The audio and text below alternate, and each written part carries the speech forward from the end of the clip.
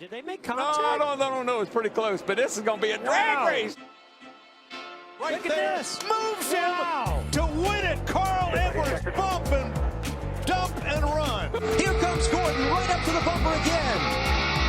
You hear that wheel spin, Benny? Yeah, I did hear that wheel spin. The bump and run. There it is. Gordon underneath to the lead. 2 laps to go. Didn't mean to really turn around. Meant to ride his cage up. Welcome to the Bump and Run podcast. I'm your host, Michael D.Y., joined by my two best friends, Matt, the Stat Man Reilly, and Eric, Daytona Ron. Hope you guys had a great weekend. Hope you guys had yourselves a James Dennis Hamlin type of weekend. Lady Luck was on his side, and we know he loves the ladies down in Vegas, and he was the big winner for the South Point 400 at Las Vegas Motor Speedway. We'll break it all down for you. But first, if you're enjoying the podcast, make sure you like, share, subscribe. Tell all your friends, all your buddies that you chat about NASCAR with, say like, hey, I found this decent podcast you should check out. These guys are somewhat funny every now and then. And then like, share, subscribe.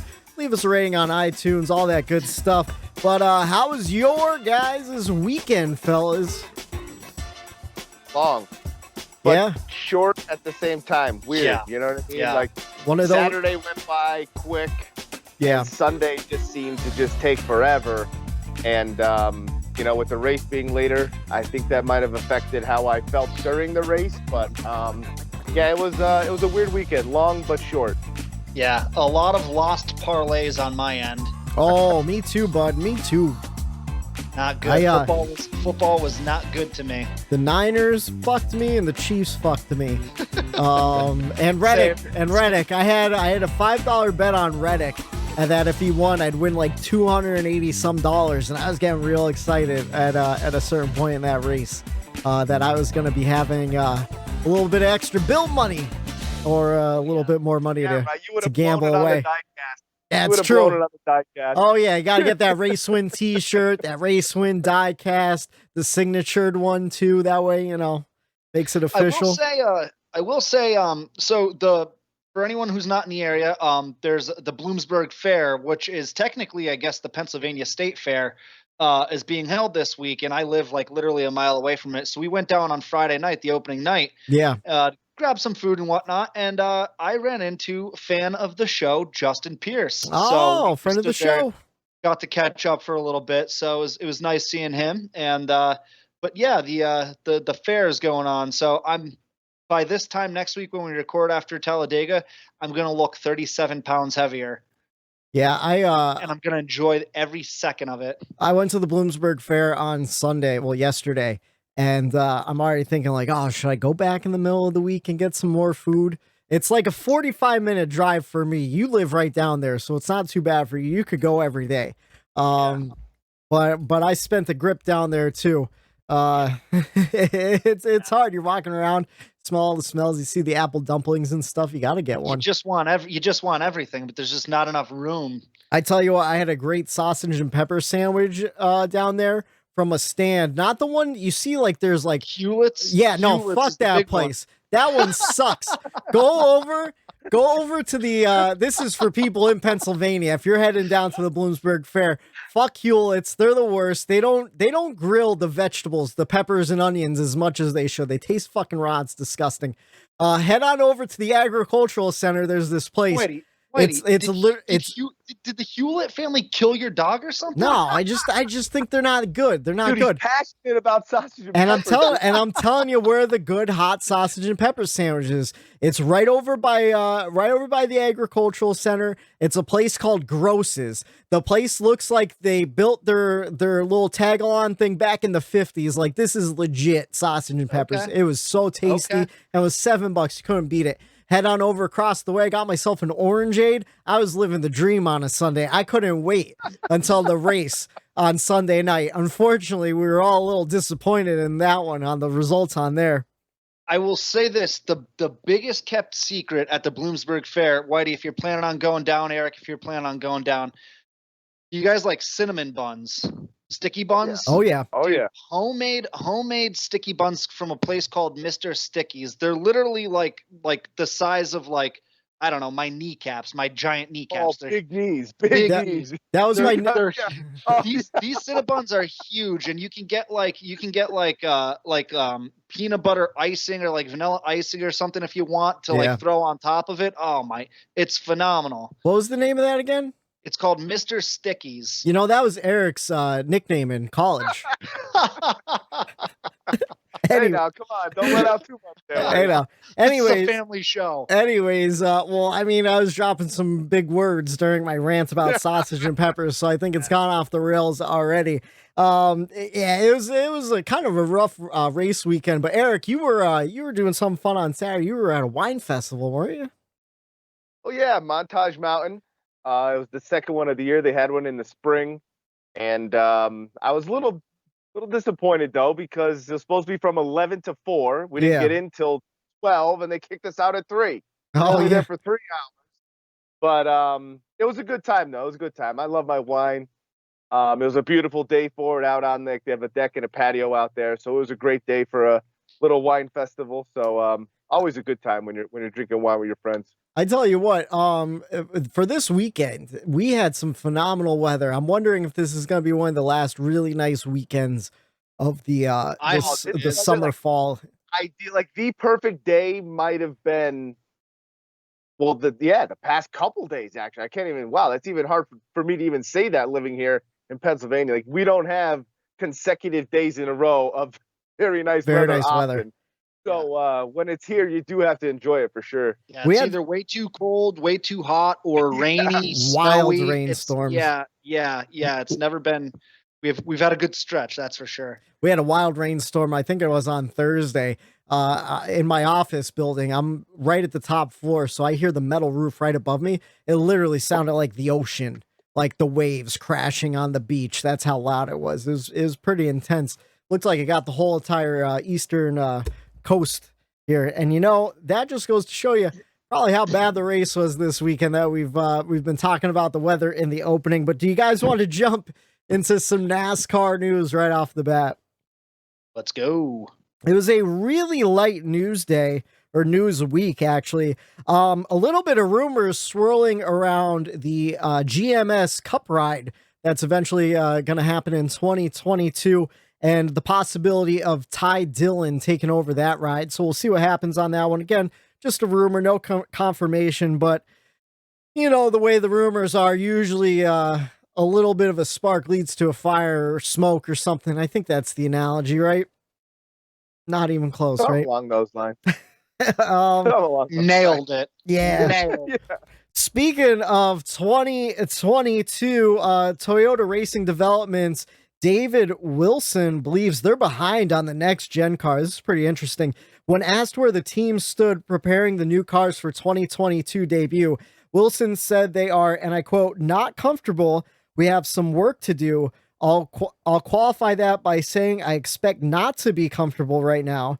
And then a little later on in the interview, he said, "The original schedule had parts being released to teams in the middle of June, and I don't think they got released until a month later. We're all behind, and that's just a fact."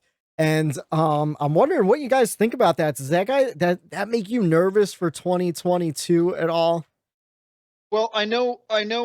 Just from looking ahead here throughout the rundown, I know we might get into it for our pickle lane. So I'll just say that those comments are definitely alarming, right? Yeah. I mean, we're what 5-6 months out from the start of next season already, and they've had 3 years that they've been working on this next gen car, and they're not comfortable yet. So I mean, it's definitely alarming to hear that. You know what really scares me too, and Matt, you know this probably better than anybody besides myself. We both kind of work in supply chains, and just getting raw materials and like our suppliers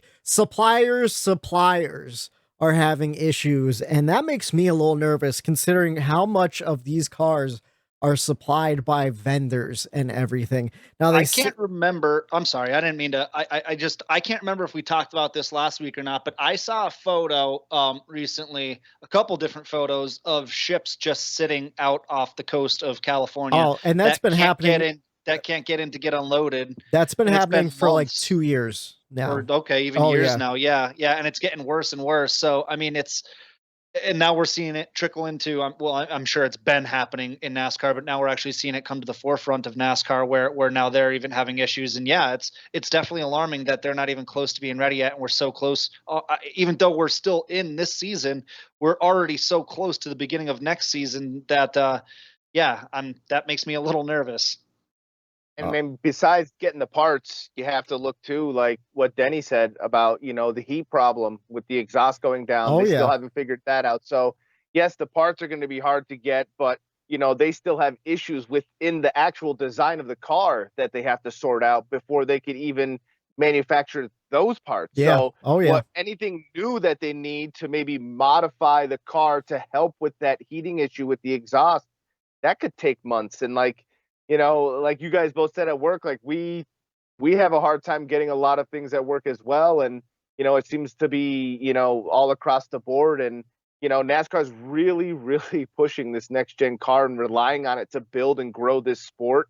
And they've been talking about it, and this release is very, detrimental in my eyes for the future of where this sport's going to go. And man, I would hate to see it get delayed or have a start to it like already fumbling even before it even gets going.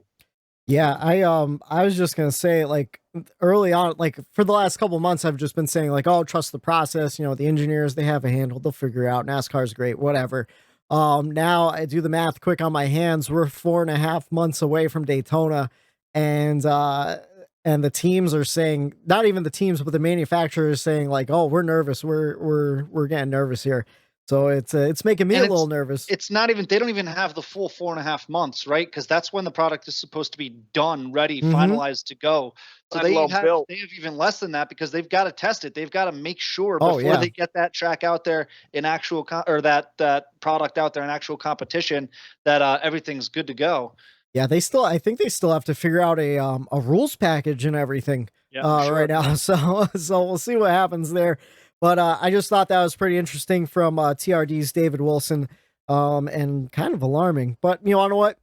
Everyone, I mean, I know I work a little bit better under pressure. These NASCAR teams are not unlike that. They'll be out there racing in bicycles for the first half of next year. Hey, who do you think would be the best on a bicycle? Oh man, back in the day, I would say Jimmy Johnson or Junior. Those guys are big bikers. Man, I think McMurray was a big biker too. Newman. McMurray, I think. No, definitely not Newman. Got to put respect on his name though. Sorry, Jay.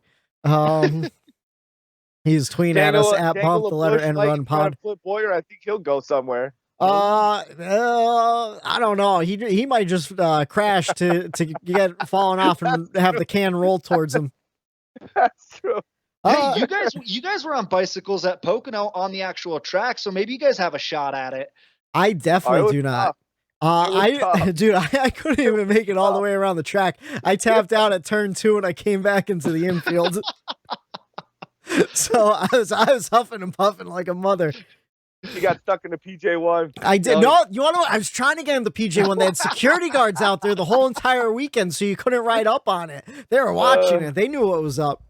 I wanted to see what that sticky stuff was like. All right. Speaking of next year, though, big news for my guy, Daniel Hemrick, wearing my old Daniel Hemrick number 8 Caterpillar RCR 50th anniversary t-shirt. He's going to be moving on to Colleague Racing in 2022. He's going to be taking over the number 11 car as Justin Haley moves on to Cup.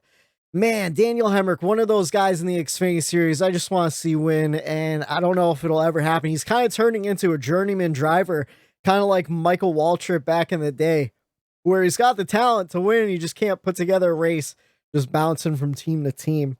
But hopefully we see something happen for him next year. After last night, we had a lug nut violation. Rodney Childers is going to miss Talladega. He's been suspended for 2 lug nuts loose on that 4 car. Matt, I don't know if you have any comments on that. I don't think it matters much at Talladega. I don't. Though. I was just going to say, if there's ever a race to miss as a crew chief, it's got to be the restrictor plate races, right? Yeah, absolutely. I would think so. I don't think it's that big of a deal. Your spotter's more important than anything there. Interesting for Talladega. Justin Allgaier is going to be driving for Spire Motorsports because Justin Haley is going to be fielding a College Cup car on Sunday. Usually Justin Haley runs that Spire 77. Justin Allgaier, a little gator, going to be jumping into a Cup ride next week. So that should be interesting to watch. Of course, Matt's a big Junior Motorsports fan, so I'm sure he's excited about that. And, Yes, sir. and last night, I got to touch on it. Last night, Joey Gase was involved in a brutal wreck on lap 92 when his Rick Ware number 15 had a parts failure and the wheel came off. He was taken to the hospital for further treatment and was released last night. No word on how he's doing now, other than when he returns to Charlotte, he's going to be under further evaluation. So hoping for the best for Joey Gase. That wreck was vicious, and the television really didn't show it off as well as I saw some pictures on Reddit today, and that car was fully airborne above the safer barrier and everything. Yeah, I'm surprised he didn't get into the catch fence there. Like it was 9 feet off the air, or off the ground rather. Yeah, and I think I'll chime in on that one during our Wreckers segment. Oh yeah. So yeah, anything you guys want to say about the NASCAR news this week though? No, I was going to get into it, but we'll get into it when we talk about the Xfinity race. Something I was curious about. Okay, sounds good. Then you guys want to jump into the NASCAR history for this week? Yeah, Whitey, you sent over the. We don't know what it is. We didn't read it, but it looked like when you sent over the picture of what you have going there, it looked like a long one. But I'm really excited. You said it was good. It's a long one. It's like a full page and a half. Single space. That's like a college essay. That right there is more reading than any three of us did in high school. That's very true. That's very true. I didn't read any of those books. And you want to know what? Can I touch on that? I have so much anxiety and shit in my head that when I was a little kid and I tried to read, my mind was everywhere thinking about other stuff. And I'd be reading pages. I don't know about you guys, but I'd like read 5 pages and go, what? I don't know what I just read. And I'd have to go back again. Yeah. It took me forever. Autopilot, dude. Yeah. You just go to autopilot because you're just you don't care about what's reading, but you're, yeah. You have to do it. Yep. So you're just, yep. Oh, yeah. Oh, God. Yeah. That just summed up 4.5 years of college for me. Hopefully no one falls asleep during this NASCAR history segment because you want to know what? I think it's a pretty interesting story. Hey, guys, it's Editing Whitey. Before we jump into the NASCAR news, I just have to make it clear in the beginning, I kept calling Big Bill France Brian France. Obviously, Brian France was not making deals in the 60s. It was his grandfather, Big Bill France. So sorry for the confusion. Just wanted to get ahead of it before somebody called me out on Twitter. Back to you, Michael D. White. This weekend, let's get into it. Let's hear it. This weekend, we're heading down into Talladega, Alabama, baby. And this week's NASCAR history is about the worst NASCAR race in history. And it just so happened to have been at the first Talladega race. So Talladega, Alabama, 1969, the track's first ever race, would go on to become the worst race in NASCAR history. So during the 60s, Brian France was looking for a new place to build another super speedway. He wanted something bigger than Daytona, and the plan was to build Talladega. Now, they wanted to do it in South Carolina. Unfortunately, on Sundays in South Carolina, they had blue laws, much like Pennsylvania, where you couldn't buy alcohol on the weekends. In fact, you couldn't have businesses open on Sundays. So Brian France was like, you want to know what? That's not going to work. Let's start looking for somewhere else. He wanted to do it in the southeast. And they found a little perfect town in the middle of Alabama, about 50 miles away from Birmingham, called Talladega. And why was it perfect? Well, built on that land was originally Anniston Air Force Base. Opened in 1942 during the World War II, it had began to deteriorate by the 60s. Now, this was an Army base used for training and all that stuff, so it was already gigantic. It was, you had long runways. Everything was flat. Perfect spot to build a racetrack. Well, by the 60s, it was deteriorating. But you know what was going on? What was waging in the 60s? The Vietnam War. And the Army needed that Air Force base to transport some ammunition from a nearby Army depot. So Brian France got with the Department of Defense, worked out a little deal. Since the airport was falling apart, he was going to build a racetrack on it. And then he would build the government an airport right next to the racetrack. Brand new airport. They can land all the giant airplanes they needed to fill with bullets and all that jazz for the Vietnam War. Deal that just went down. A greasy deal. Big time greasy deal. So this whole thing happened. Yep, thank you for your service. So this whole thing happened. It was being built because there's a nearby highway being built. So what Brian France does, he contracted the highway builders to build his Talladega Raceway. And this all goes down in 1968. Construction gets finished just in time for the Talladega race. They had a real tight time schedule. They got that thing built in a year. By September 1969, it was ready to go. The only problem is the race was going to be on September 13th. And they didn't have any time for practice or any of that stuff, right? But Brian France was in need to get this race to go because he owed a lot of people a lot of money. He needed the revenue from this Talladega race to basically pay for the track. So this gets pretty intense. So during this time, there's a tire war going on between Firestone and Goodyear. Now, for some of the older fans, you might remember the tire wars of the early 90s between Hoosier and Goodyear. And usually what happens during tire wars is people die because it's true. It's terrible for the sport. Tire wars are absolutely terrible for the sport because what happens is you have two companies competing to save money.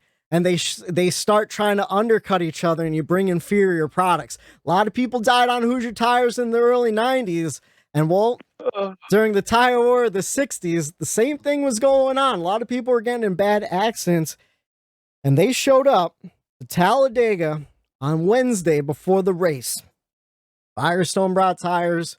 Goodyear brought tires. The drivers go out for their first practice ever. We are less than a week away from the inaugural race at Talladega Raceway, Super Speedway, the biggest race of the year right now, Talladega 500.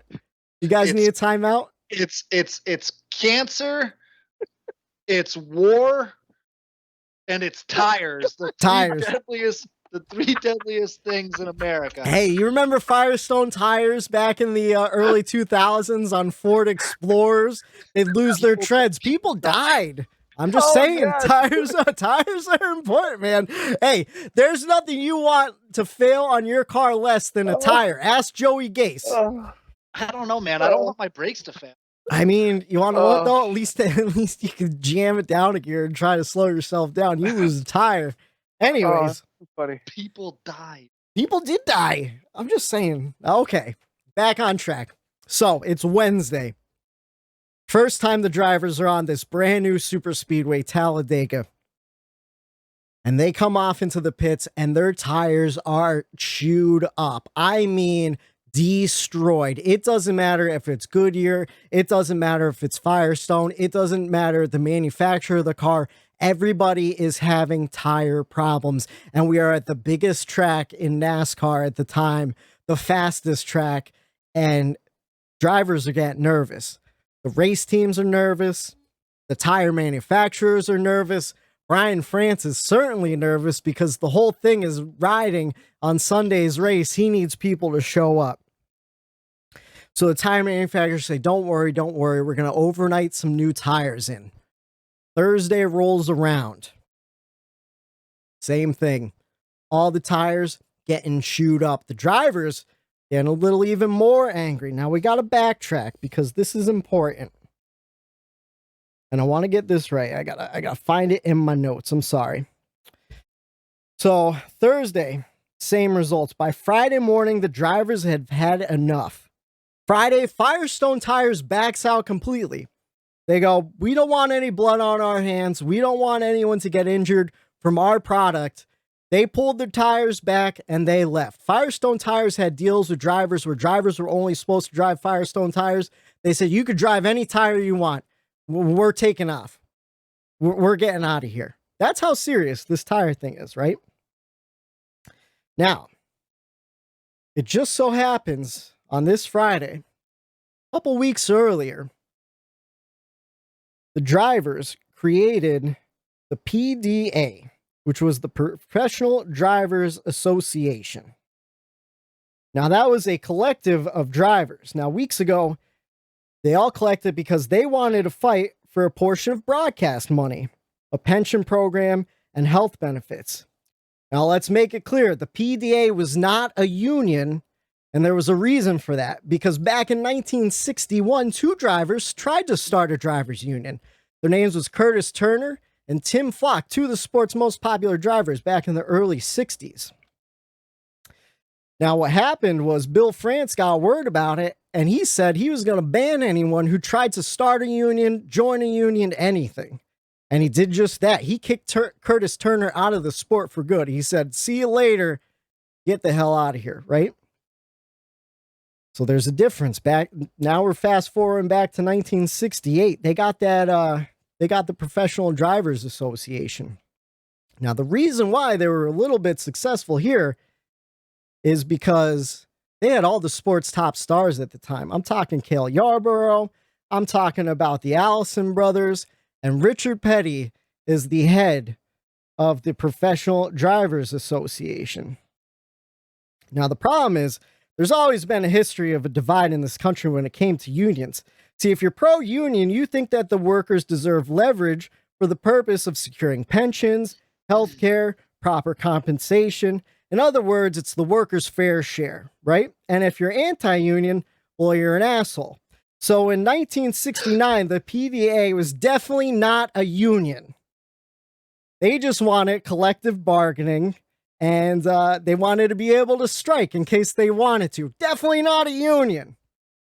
So Friday morning rolls around. The drivers have all gotten together. They're like, hey, we're not going to be risking our lives on this dangerous track with these dangerous tires. Let's just pull out. And everybody did. Everyone was on board. They packed up their cars. Richard Petty. Oh, sorry, I forget.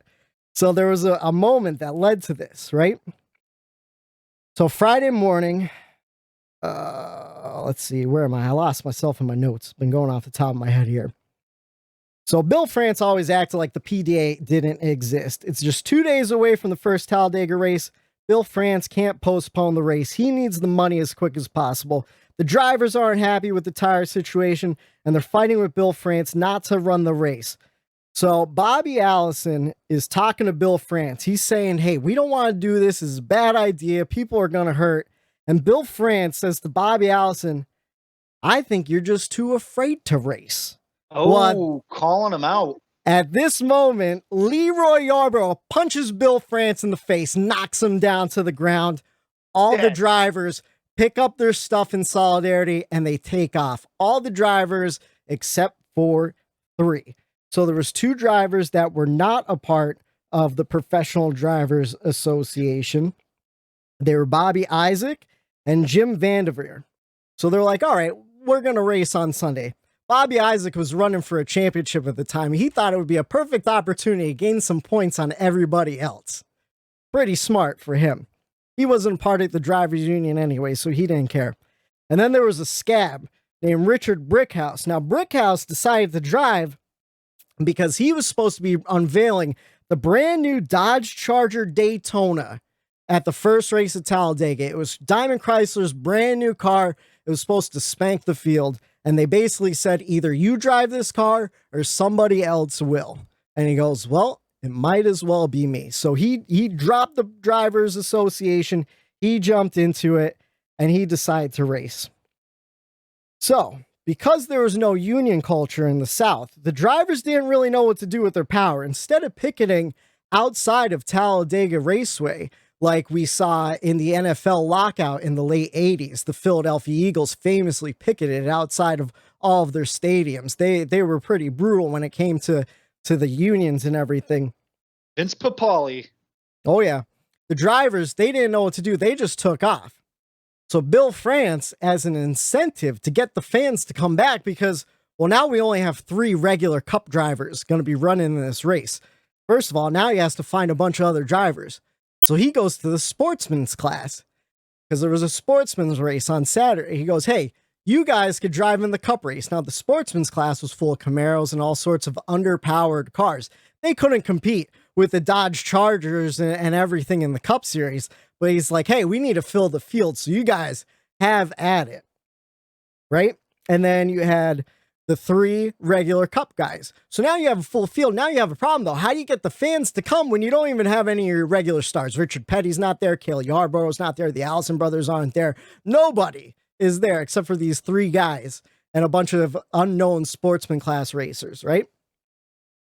So what Bill France does, he goes, well, if you show up to Talladega, you'll get a free ticket to the Daytona 500. The stands were packed. Of people were ready. They wanted that Talladega experience. They wanted to get that free Daytona 500 ticket. The stands were packed. The 3 guys, they go out onto the track, and the race was absolutely awful. The 3 guys waxed the entire field. It was, who was running 1 and 2? Richard Brickhouse and Jim Vanderveer raced 1 and 2 all day long, but there was a scoring error. This is where it gets a little funky. So Vanderveer contends to this day that he won that race. He says he won it by a full entire lap, but rumor has it Chrysler wanted their brand new Charger Daytona to win so bad that they paid off Bill France to do it. He created a scoring error, and in the end, Richard Brickhouse would go on to win the race, even though he was a lap down. Eventually, That's what I said, it was a greasy deal. Oh, Greasy so deal. greasy. Dirty old greasy deal from the France family. Eventually, Greasy. in the end, the drivers' union disbanded a few weeks later. It absolutely fell apart. The unions failed. Bill France had won, and there you have it. That's how the first race at Talladega became known as the worst race in NASCAR history. Until yesterday. At Las Vegas. And 2 weeks ago at Richmond. Because they were trash races. Yeah.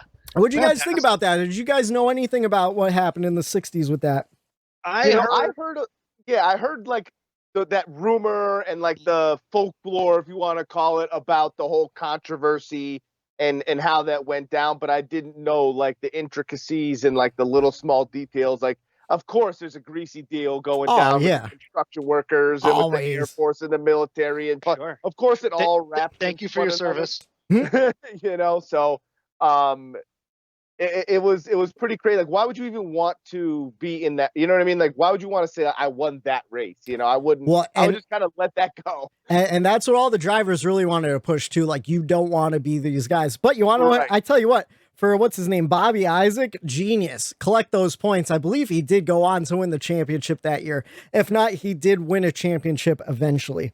Everyone else had terrible luck. That Richard Brickhouse guy, he lost his ride a couple years later. I think he was involved in a real bad accident. Talladega in general is just cursed though. So in my research, I heard this whole story from another YouTube channel called Slap Shoes. Highly recommend going over and checking out all his stuff. He did it way more detailed and way better than I did. But just in researching Talladega, all the different accidents and all the different folklore around the track, apparently they say that the land is been cursed by Native Americans back in the 1800s as they were pushed out of their land and all that stuff. Like, there's a whole bunch of crazy stories, even just finding the land itself and how Bill France wanted to build a track in South Carolina and ended up having to go to Alabama because of it, of the blue laws and all that stuff. Real interesting stuff. So if you want to dive deeper into it, you can check out Slap Shoes' video. And then there was an old Speed channel documentary that I saw that covered it all too, that had a lot of really great driver interviews and everything. But just crazy times, and no surprise from Bill France. I'll tell you what. Talk about Talladega, and like I highly doubt this went into it at all, but like now that you think about it, you like advertising wise, that name on anything like Talladega, like it fits Just for a sells. super speedway. You know what I mean? Like the name itself, like printed, it just looks like it should be a super speedway, you know?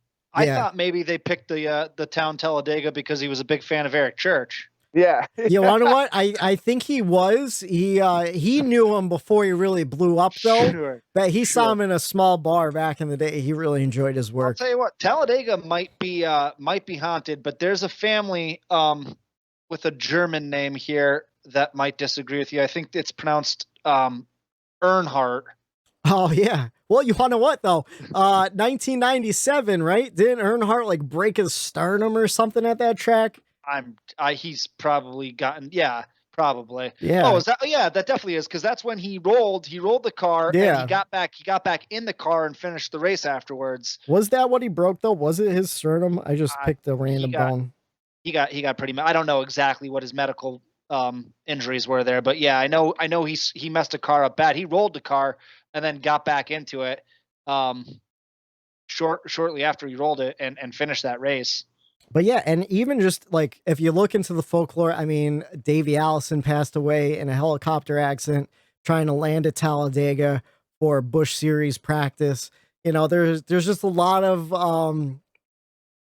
death and injuries at Talladega. A lot of beers have been killed at Talladega. Oh yeah. Wendell Scott, his career came to an end at Talladega after a wreck in, I think it was 1972.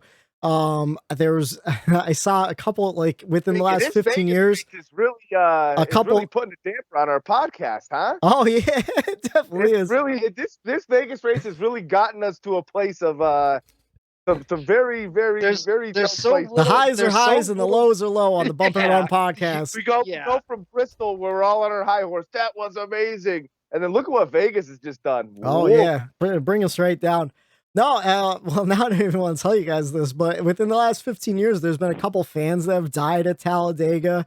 A couple were electrocuted when they were putting up their metal flagpole and it hit a live wire. Some guy was found in a lagoon off of the property. But that's not bad luck. That's just alcohol. That's just alcohol abuse. See, but you don't. Well, you don't know, man. It's that Native American burial land that they built it on. It's bad stuff. There's curses and stuff. Some shamans put some bad omens out there and everything. You know, I'm just saying. I'd be nervous going back to Talladega this weekend. I can't wait to watch the race. It's going to be exciting and entertaining. Now I'm not. We're going to see a big one. Well, you just we're thinking of Indian burial grounds underneath the track as they're flying around 200 miles an hour. Well, you know what? Hey, everything's got a history. Some are darker than others. I don't know what to tell you. That's true. All right, let's get into this freaking Vegas weekend. I don't know. I thought that was a cool history story, man. I don't know about the first race. Racing unions, not unions, scabs crossing picket lines and stuff. I don't know. I thought that stuff was cool. Anyways, let's jump into the weekend at Vegas. We had some non-playoff winners sweep the doubleheader trucks and Xfinity Series.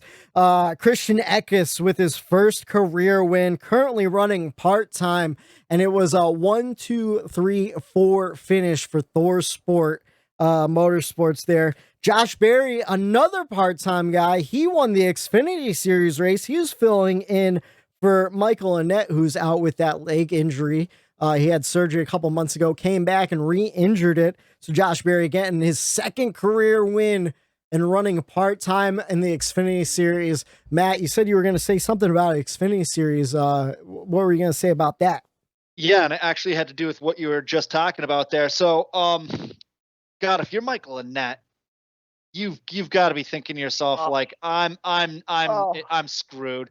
And here's why. It's actually a running joke. It's not even. It's a joke, but we're serious about it. Like it's a running joke between my dad and I.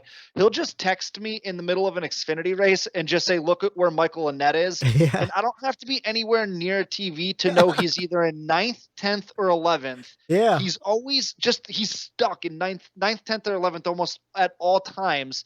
And for Josh Berry to come into his car and just drive the ass off of it and go out there and really dominate. One, it shows where Josh Berry is and how talented he is. But two, I mean, if you're Michael Annette, you got to be a little concerned with your own performance in that car.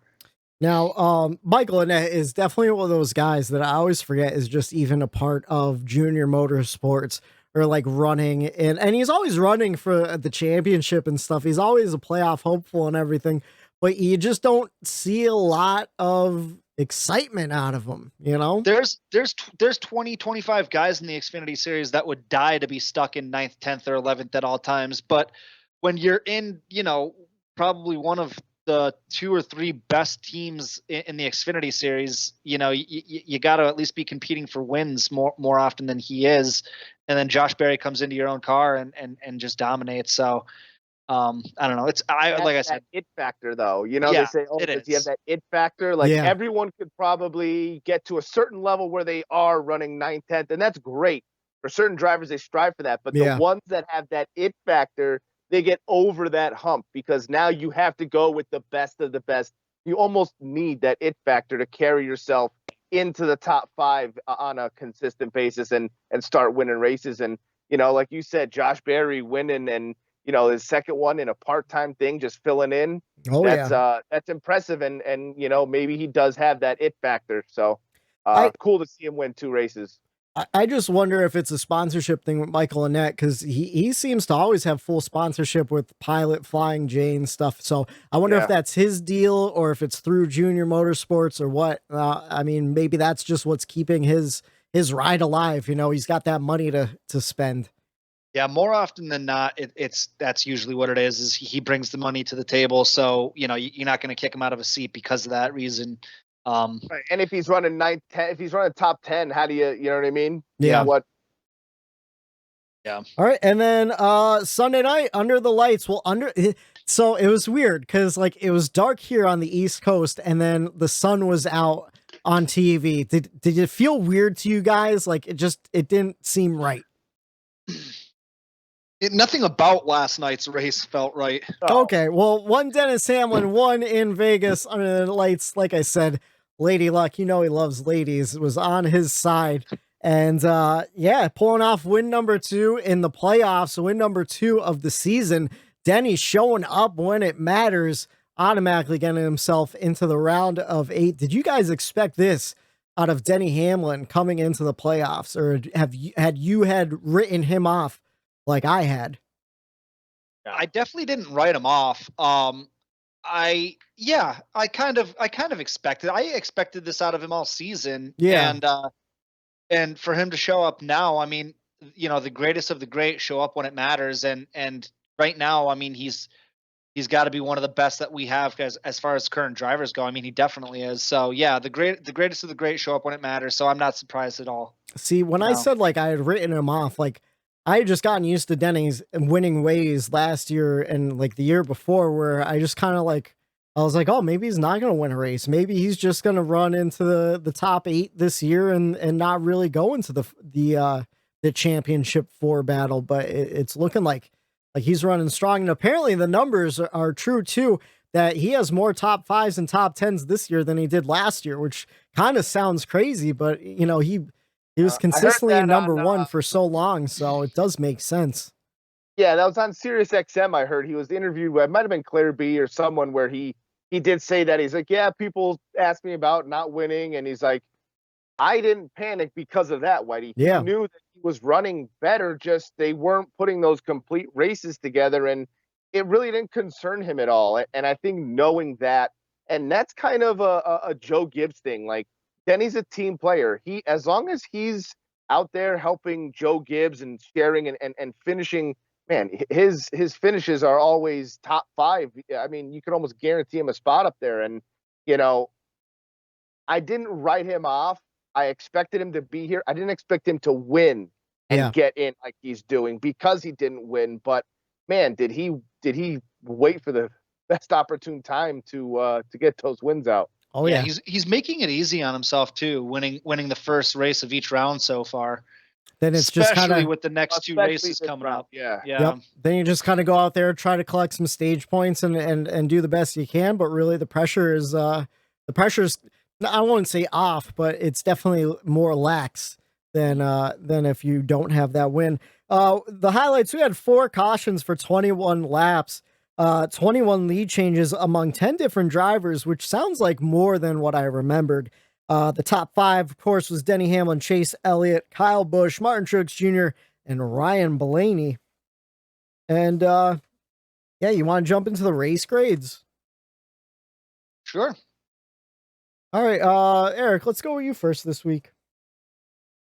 I gave it a C minus. I like I said in the beginning of the show, it was a long day on Sunday watching football most of the day, and Yeah. you know, some of the energy and enthusiasm, already gets pulled from you from watching those games earlier in the day. And this was more strategy type race where, you're looking at that pit road is big in this type of race where, they're coming down during long green flag runs. And it was drawn out. It was kind of, one of those background races where, off the restarts from the stage breaks and the one other one from Gase, interesting for a few laps, and then they get spread out as far as the top 5. Good mid-pack battles, but even back then, the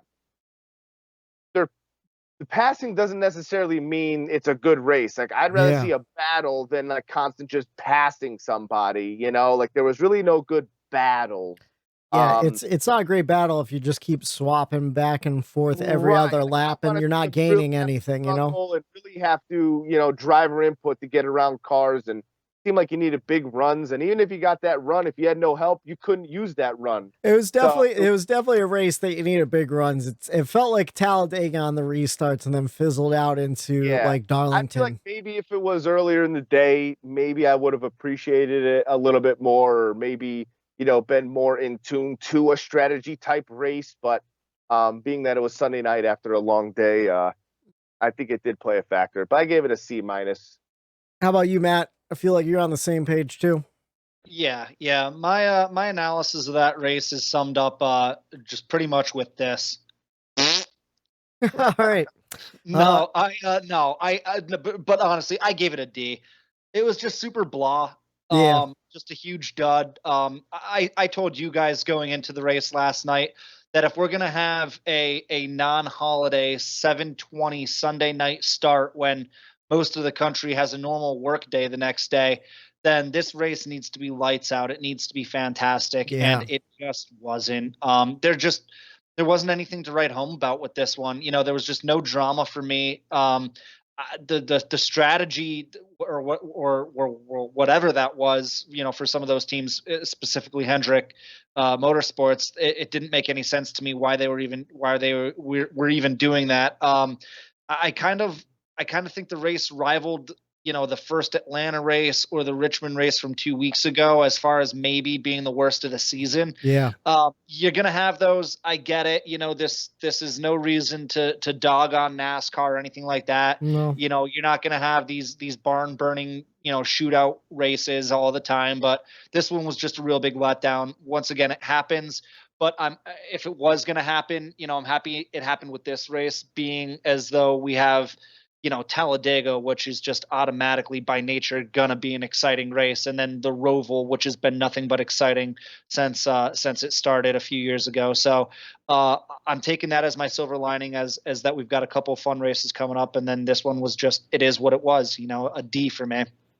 Following last week too, tough. It's hard to follow something like that. That's another thing too, man. So once you see that and you experience that, tough to follow that. And that kind of, like Whitey, I think you said earlier, like we gave it a B, the other Vegas race. So it makes you wonder what happened this time around that it was different than the first race.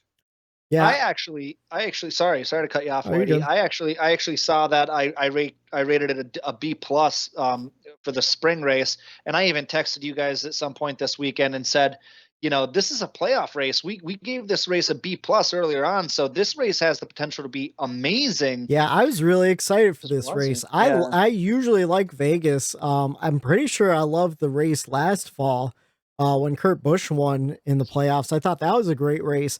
So I don't know what happened with this one, and I'm with you guys. I gave it a C minus. Much like Richmond, I was just checked out a lot of the race. I was on my phone, even when my guy was in second place fighting for the lead with Denny.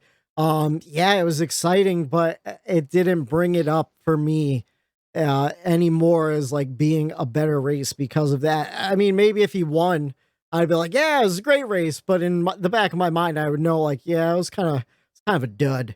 And like you said, I don't want to dog the package or anything like that because you can't knock him out of the park every time.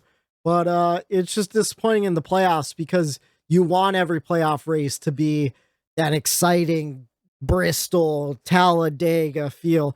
But you want to what? When it comes down to it, maybe you can't have your expectations that high when it comes to it. You know what I mean?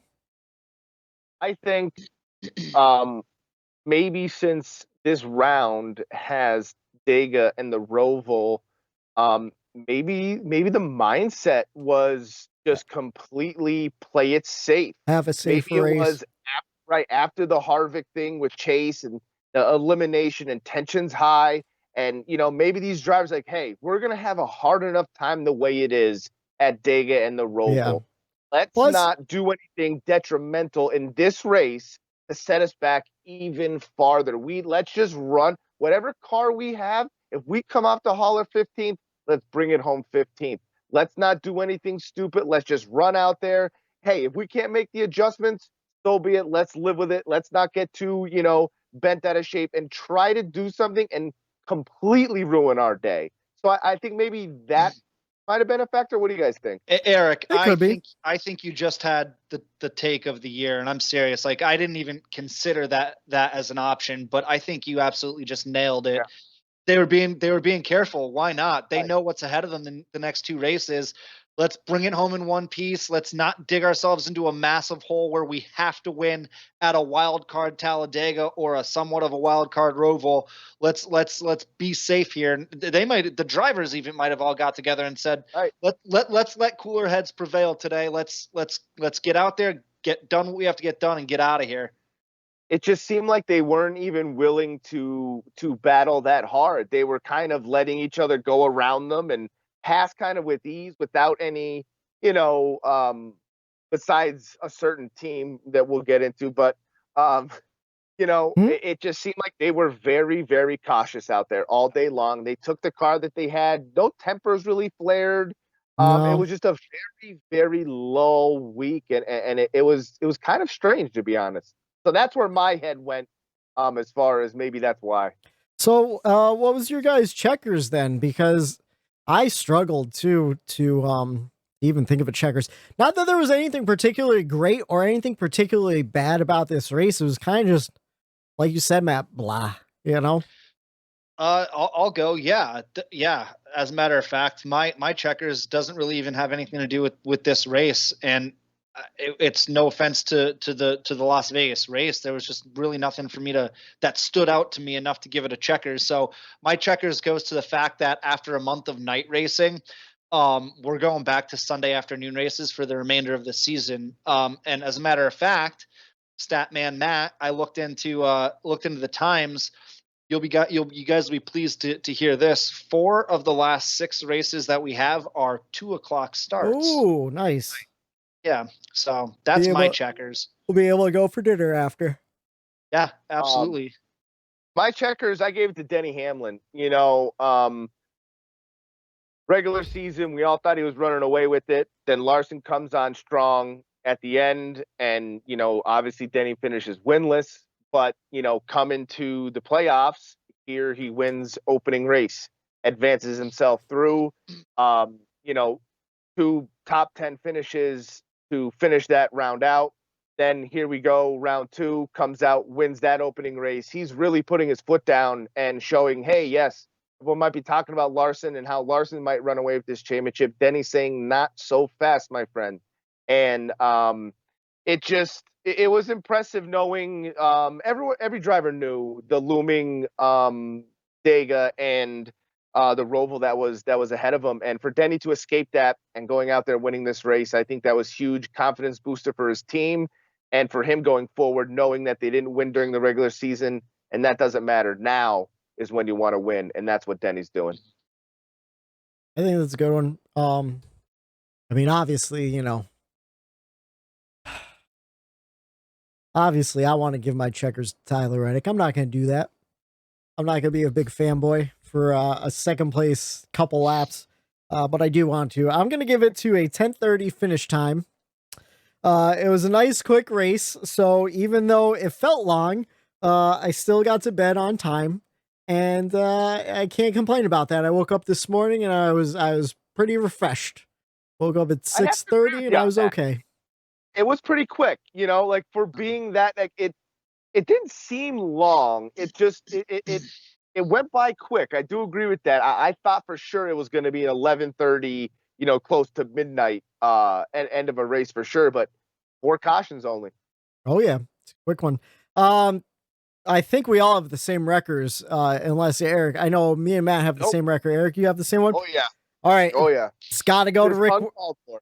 It's got to go to Rick Ware Racing. Big time black flag on the play. From bad blocks, from lap down cars to parts failures. Every week, Rick Ware is brought up for negative reasons. This week, we saw a driver go to the hospital due to a parts failure, and a second place car held up by a guy 7 laps down. They shouldn't be there. And if they stay there, they shouldn't be able to run 4 cars. I'm saying it right now. They have quantity over quality issues, and it's affecting big teams. It's affecting race results. And I don't even want... People are getting hurt. People are getting hurt. We saw a car lose its tire this weekend, like off the axle, go flying. That one that could have hurt somebody in the infield, that could have killed a pit crew member. It could have gone into the stands somehow. Our pets' heads are falling off. Our pets' heads are falling off. It's insane. I just can't deal with Rick Ware Racing anymore. I'm sick of seeing Cody Ware's name. I'm sick of seeing those cars. Dude, they're making people go 3 wide in spots where you should never be putting the leaders 3 wide. Like, what are you doing? My heart, if there was any moments of the race where my heart fluttered a little bit, it was because a Rick Ware Racing car was about to ruin it for somebody. Yeah. I got nervous, not because it was exciting racing, but oh my God, is that 51 car going to take out what is he Larson doing? and Chase now? It's at the point too. I know we've mentioned this in the past, but I just want to hammer it home. Even the broadcasters are just defeated. They're fed up. You can tell they're fed up. Mike Joy, Steve Letarte has shown his frustration. Every time there's an accident, it flashes over and it's a Rick Ware car or a Rick Ware Racing car gets in between. You can hear someone the that is not supposed to disdain be. in their voices. Yeah, because it's an industry-wide joke. And I wouldn't want to be if I was Rick Ware, I wouldn't want to be the butt of everyone's jokes in the industry in which I work, 75% of the cautions that come out this season, I bet you if you go back, were Rick Ware Racing vehicle related or cause. I would love for somebody to look that stat up somewhere. We'll have to go through. It's either Rick Ware Racing or Starcom and Quinn Houff. Yeah. Those 2 teams. And Starcom said, we're out of here. Yeah, we're out. We're sick of tearing up cars. You think Rick Ware would be too? They got it. Good on them for getting it. They understood, what? This is just getting old now. You know what I mean? Quinn Houff, he's the last place driver on the Bumper Run podcast every other week. Time. We can't have this. No, drop him. But yeah, what else do you say about this race? Hendrick had some questionable pit strategy due to that Joey Gase caution. Their drivers all stayed out in the field right behind them, all pitted, which they can't predict that, so that threw off their whole entire stage 2. They all had a short pit the stage and everything. So that threw them off. Chase was the only one to figure out how to get back. And he salvaged a good finish. He got a 2nd place finish out of it. Like I said earlier, Tyler Reddick had a great run. One of those runs that I knew he had in him. He had definitely a top 5 car all day long. And then, just some questionable pit strategy from him too, waiting for, I guess, Chase Briscoe had a tire rub. So they were hoping his tire would pop before when Denny was on pit road. But even the broadcast guys, they're like, man, they should have pitted before Denny, just throwing something at the wall. But at the same time, in hindsight, you never know. Kurt Busch had another great run. Just feel bad for those two guys in general, missing the playoffs, and then they have a great race to start the round of 12. I think if Kurt Busch didn't have that tire go down in Richmond, he would be in the playoffs today. So just unfortunate for him. I'll tell you what. One person that I thought and I've been really high on the last couple weeks. I've been playing him in fantasy every week, and he's been just rock solid all year, and kind of still somehow flying under the radar is YRB, young Ryan Blaney. For some reason, nobody wants to talk about him. He's doing nothing but finishing in the top 5 and winning races leading into these playoffs. Mm-hmm. And strongest Ford every week. And I feel like his confidence is the greatest it's ever been. And I feel like he needs to get talked about a little bit more and respected out there as a driver that can go out there and maybe steal one from Larson and Denny, the way kind of Chase did last year with Denny and Harvick. I could see Blaney in that 12 car, kind of sneaking in and possibly just being consistent and staying out of the limelight and not making enemies along this way, and possibly being your champion. And I mean, you look at the Fords when it comes to that high horsepower package. I mean, we got the Charlotte Roval coming up. He's a great road course racer, so I'm sure he's going to do well there. He could definitely win it. Great at Talladega. Yeah, great at Talladega. He can win that. I'd be surprised if, 10, 15 years down the road, Blaney hasn't won at least 1 or 2 championships, at least 1 or 2. He's so talented. I mean, and he keeps things clean too. He does. He could win a championship right now. Just look at this. Sure he could. He could get into the round of 8 easily. Then you have Texas, Kansas, and Martinsville. He can run well at all those tracks, especially Martinsville. That gets you into the round of 4, and it's Phoenix. High horsepower, short blade, short track. I believe he's won there before, and if he hasn't, he's come close. And that seems to be Ford's big strong suit, is that high horsepower package. So I mean, I wouldn't be surprised if he's in contention for the round of 4, the championship 4, and even possibly win this season. It'd be a popular win. Oh yeah, he was the only bonus point I got in fantasy this week. I picked him as the highest finishing Ford. So definitely one of those guys that Eric's right. They're really not talking about. Kind of like William Byron earlier on in the season. They haven't talked about Blaney really at all, except for his wins. So yeah, good fantasy pick. I'm gonna steal that for Talladega. I was gonna play him anyways because he won at Talladega last year, but But I mean, for when it comes to race notes, that's all I got for the race. I mean, do you guys have anything else to add? I have literally nothing to add to the Las Vegas race. Yeah, it kind of, it was what it was. I think the drivers that were supposed to finish where they did. The people that were going to put on the show were most likely going to put on the show. They did. Yeah. So there was nothing out of the ordinary for the general fan. We kind of, they did their jobs out there, kept the cars clean. I think that was their objective. And for the listener at home, that's why I went so long on NASCAR history. I knew how to make up some time somewhere. Here on the Bump and Run podcast, everyone likes to talk about the first place driver. We like to talk about the last place driver, but even there's not much to talk about him this week either. JJ Yeley only completed 76 laps before a handling issue took him out of the race. And I've got nothing to say about JJ Yeley or his career. He's got like 8 top 10s that happened in the mid 2000s with Joe Gibbs, and that's about it. So, sorry to JJ, couldn't make it through the race. Better luck next week, I guess. You guys want to jump into the pick a lane segment? Put it out. I'm ready. All right, the choose cone is out. I give you guys a topic. You get to choose the lane you want to be in, and we got a user submitted one.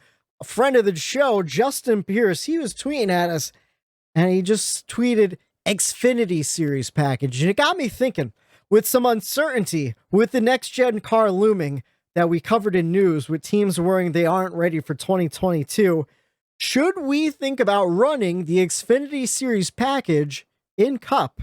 Do Do you think that would make a difference? Would that be something you would like to see? Well, I mean, it all depends. Like you alluded to earlier, we don't know what's going to happen with this next gen car. You know, I think they need to run this next gen car and see what happens with that. And the only reason, you know, I say probably no to, I guess, keeping. Are you asking? Do they keep the current car for one more year? Yeah, keep the current car for one more year and try to run a different package like the Xfinity Series package. The only reason I say no here is because I'm sure the racing teams have already budgeted out next year based off the next gen car. And I was going to say, they definitely did. I was going to say, I could be wrong. I could be completely wrong. And if I am, and they haven't yet budgeted, which I'm by now, I'm sure they have, then yeah, I'd be down to totally punt, you know, the next gen car one more year, especially if they don't have all their ducks in a row with that. And if we did run one more year with this current gen car, please, God, you know, especially with the 550 package, try something different. You know, but again, I think that's probably, this whole thing is probably a moot point. I'm about 98% positive that they're going to figure out this next gen car and get it ready, but you never know. Yeah, you made a good point I didn't think about with the budgets and all that stuff. Usually I'm making those kind of points at you guys. Right? It's nice to be on the other side for once. See what happens when I don't drink over a weekend? There you go. But your mind is fresh and crisp. If we're going to speculate, though, I think they have to be looking at it as far as a whole sport in general. Yeah. When you have your Xfinity races finishing better and being a little bit just more being exciting, more entertaining races. Then the Cup race, that can't go unnoticed, can it? I mean, I think if the fan notices it and we're talking about it, they had to have noticed it as well, you know?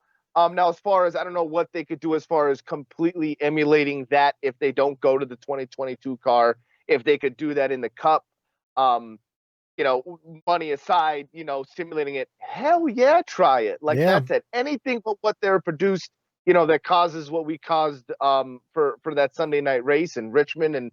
And I know there's going to be duds, like we said, but man, if we're just speculating, why not? I would love to see the Xfinity Series package. I would love to see composite bodies too. I think the next gen car actually has composite bodies, so we'll get to see that. Yep. But I just love the freedom that you have to kind of like just brush up against the wall and not have to worry about cutting down a tire. I mean, you still have to worry about it, but not as much, you know. I think it'd be interesting if somehow they could run the Xfinity Series package in Cup. But I didn't even think about that budget thing. Man, that just really puts the pressure on this next gen car, doesn't it? Yeah. And that news just makes me more and more nervous. But you want to know what? We got 4 months. That's plenty of time. We'll see what happens. So, I heard this not on the morning drive. It was on Larry McReynolds' show with Danielle Trotta on track on Sirius XM this afternoon. I was running out to grab lunch, and they were flowing the ideas like, should we take intermediate tracks out of the playoffs? And it got me thinking, do you guys think we should take intermediates, mile and a halves out, and just have the playoff format? What tracks give you the most exciting races? Matt, you're shaking your head. Yeah, I'd personally like more short tracks, but we already have all the short tracks in our circuit in the playoffs, right? We have Bristol, Martinsville, and Richmond. So what would we replace these intermediates with? You know, we can't add another super speedway plate style race because we already have Daytona as the cutoff race, and that cannot go anywhere. So we already have a Roval road course. Do we add another road course? I would say add another road course. Okay, I mean, add another road course and figure out if we could go to a short track. But I think we still need to keep, you know, probably 2 intermediate tracks in. I mean, they're our bread and butter. Yeah. You know, regardless of what we think of them, they're our bread and butter. So we can't completely eliminate them. That's just my thought. So you want to know what? Let me try to change the question. Okay. Now that you've already given me the answer to the question. So, what track in the playoffs would you like to see replaced by another track that isn't in the playoffs? For Richmond with Pocono. Okay. That'd be interesting. For me, I would like to see Homestead, which we are going to see next year. I would like to see Homestead, or can't go wrong with Pocono. I would like to see Watkins Glen in the playoffs. Oh though. yeah, I would Switch the Watkins Glen race from late August, put it in June, and then do a second race at Watkins Glen in the playoffs. I think that'd be great, or even just put it in the playoffs only. I don't know. I like that. I don't think you have to get rid of a track. I don't think the track is the problem. I think the package that they're bringing to these racetracks is the problem. Yeah. I think the tire that there's going along with the package at this racetrack could be a problem. I think them putting sticky stuff down along with the package could be the problem. Not necessarily the track itself.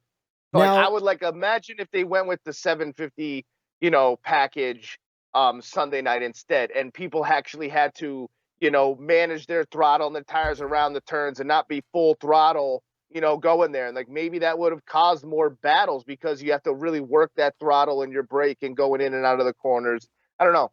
I don't think the tracks are necessarily bad because obviously we rated it a B and now we got a C. I think temperature and time, I think that makes a difference. I'll tell you what, another racetrack that I always enjoy. You might get a dud every once in a while, but the overwhelming races there are so fun. And it was just recently in the playoffs, and they cut it loose.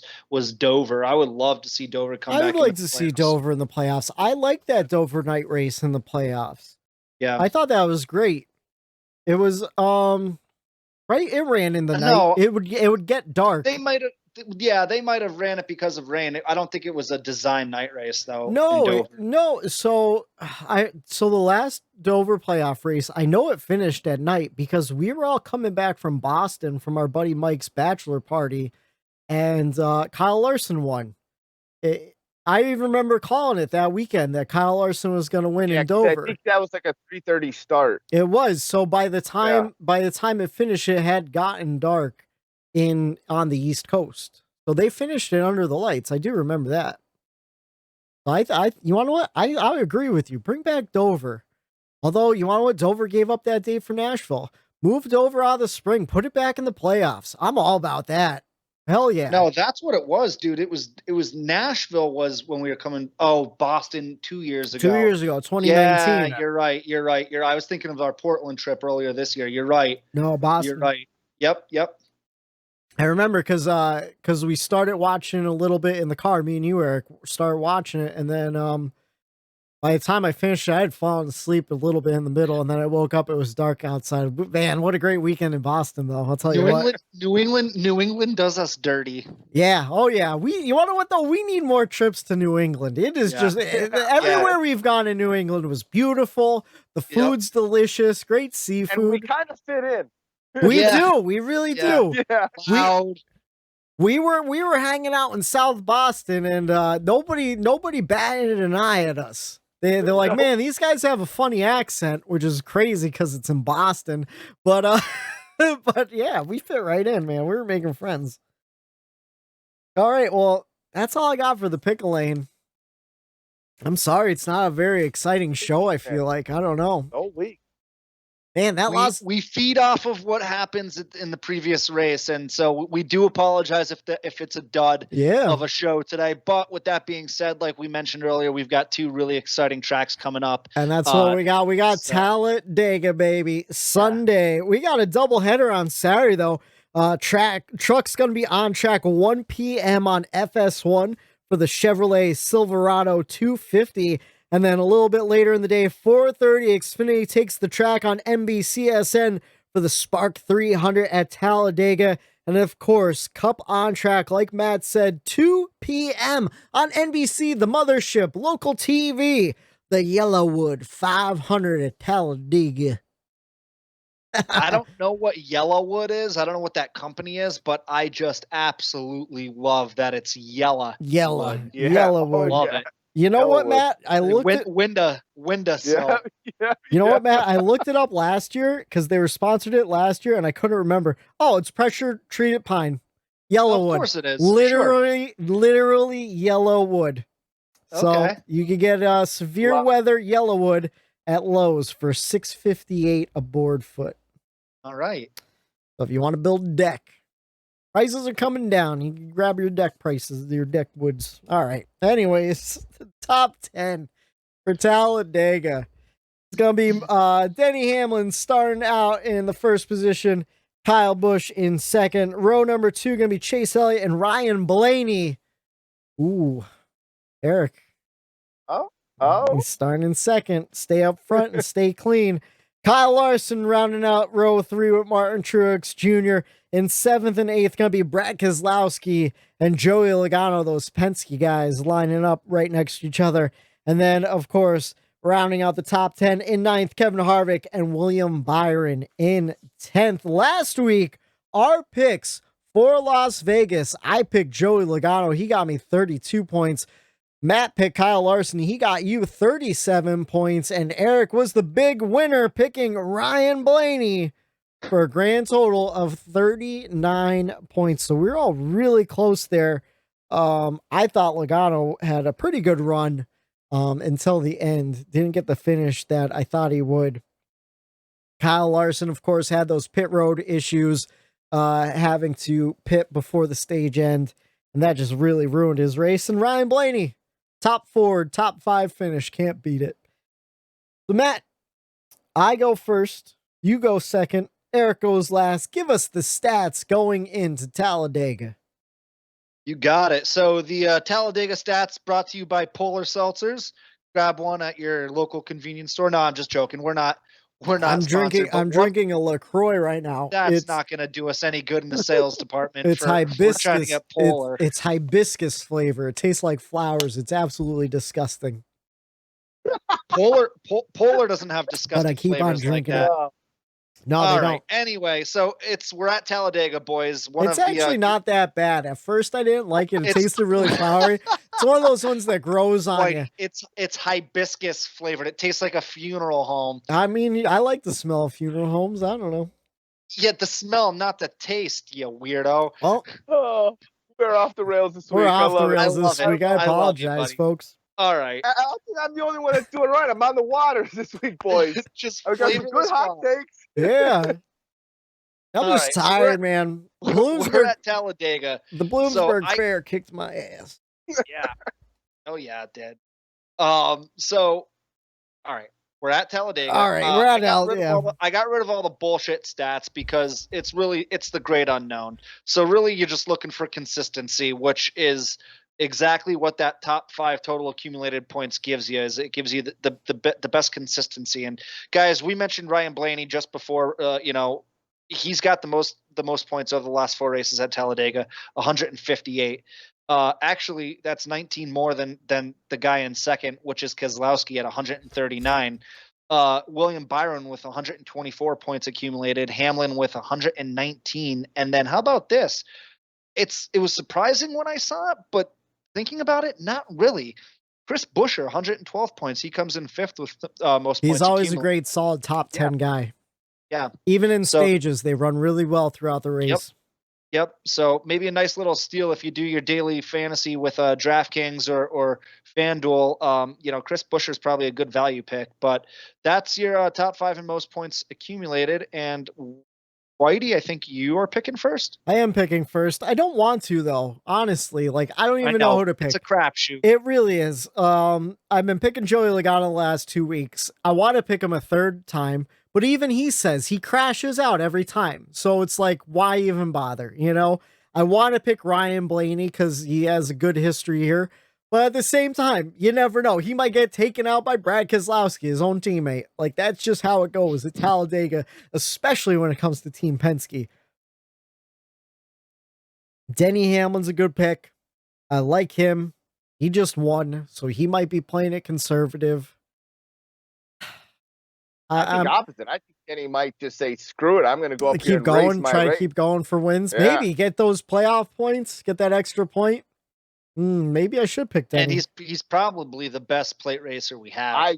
I'm a firm believer in that. He seems to be up there every single it's even when he falls back, he'll get shuffled to the middle. It's like he makes his way back up. Yeah, yep. He's aggressive.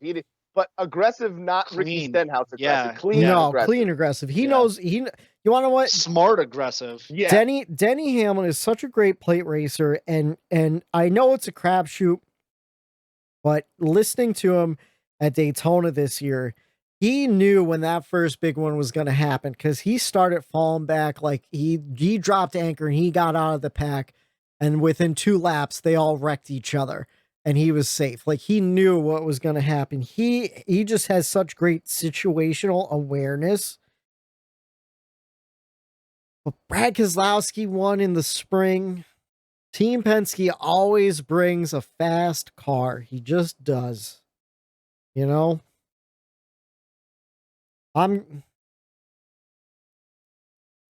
picking Logano for the 3rd week in a row. Oh my God! After all that, All that. Wow. I'll let one of you guys take Ryan Blaney. The problem is, I hate doing that. I hate doing that. After all that, I'm picking William Byron. He needs a redemption race. He wants to keep his playoff hopes alive. Right now, he is -4 points to the good, and he's going to win his 2nd super speedway race of his career. He did it in Daytona last year to get into the playoffs. He's going to do it in Talladega this weekend to stay in the playoffs. William Byron's my pick. Write it down. I was gonna. Wait, I need a new eraser. Hold Complete on. 180. I'm sorry, folks. I was gonna take Byron, but you left me Blaney. I'm taking Blaney. Okay. I'm gonna make it quick and easy. I'm way out of this hunt anyway, as far as the show picks go. So I'm taking Blaney. I'm going completely opposite. I'm going with a non-playoff driver. I'm going with someone to win their very first race, and that is going to be Matt DiBenedetto in the 21 car. Is going to find himself out of wreck and harm's way, and he is going to cruise to victory at Talladega. He does run great at Talladega in particular. He's good at Daytona, but he is great at Talladega. He's always in the top 10 throughout the stage breaks and stuff. So I think that's a pretty good pick. I mean, you never know. It's a crapshoot. We'll see what happens. That's right. I'm going with someone like, I think playoff drivers tend to race around playoff drivers. Even at Talladega, they're going to be up there. And I think, the big one's going to take some of those guys out. And I'm going to go with the non-playoff underdog. Just let the record show if Joey Logano wins this week, I was going to pick him 3 weeks in a row because that's my luck. That's the kind of luck, though. Joey Logano is going to win this race. Put it down, bet on it. I'm not, but our playoff picture in review and in summation. Kyle Larson in first, 57 points to good. Denny Hamlin locked himself into the round of 8 this past weekend. He's 43 points to the good anyways. In third, Kyle Busch is 35 points to good. Martin Truex Jr., 31 points to good. Ryan Blaney sitting solid 5th place right now in the playoff standings, 24 points to the good. Can he make it to the round of 8? I think he can. He's like a little toaster that could. Chase Elliott, 22 points to the good. This is where things get interesting. In 7th, you have Joey Logano. He is only 6 points to the good. He needs a win down in Talladega. His playoff dreams could end in Talladega or continue in Talladega. Same with Brad Keselowski. He won in the spring. Can he do it again in the fall when it matters? He has 4 points to the good, right above that cutoff line. In 9th place, below the cutoff line, William Byron, my pick for the weekend, -4 points. Can he keep his playoffs alive and get his 2nd career super speedway win? I think he can. Kevin Harvick currently in 10th, 7 points back, trying to get above that cut line. We'll see how he does. I feel like Harvick runs okay at plate tracks. Alex Bowman, a wild card. He could pull off a win anywhere, or he could finish 25th anywhere. It depends on the week, and he is -13 points back in 11th place. And Christopher Bell sitting in last with 25 points below the cut line. Can Christopher Bell make something happen in Talladega? I think he could. He's pretty decent. He's a good plate racer. He's a good plate racer.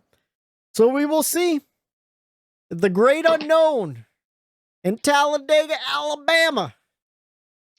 Will he be Ryan Blaney? Or will it be? Dude, you missed it. You should have said, will it be YRB? Will it be YRB? Oh man, that is a good one. Man. Whitey's not going to sleep tonight. No. That's going to be the headline. Or will it be first time winner Matt DiBenedetto getting that 100th win for the Wood brothers? We will find out. D. Oh my Dude, you Matty D. Willie D. Matty. YRB. Matty D. Oh, man. You have some big time Whoa. editing to get to here. Wow. You guys should host this show instead of me. You guys are crisp this weekend. I apparently, you know what? I gave the checkers to the finish time and I still got well rested. I guess I didn't because I've been yawning throughout this whole entire show and I'm ready for bed already. It is only 8:30. I got a long night of editing ahead of myself, but we have a short week coming up because, man, I'm so excited. It makes the weeks go by for Talladega. I love super speedway races. We'll see who could get it done in Alabama for the Yellowwood 500 this Sunday, 2 p.m. on NBC. And we'll break it all down for you Monday night right here on the Bump and Run podcast. For Matt, the Stat Man Reilly, for Eric, Daytona Ron, I'm Michael D. White saying have a good night. Bump and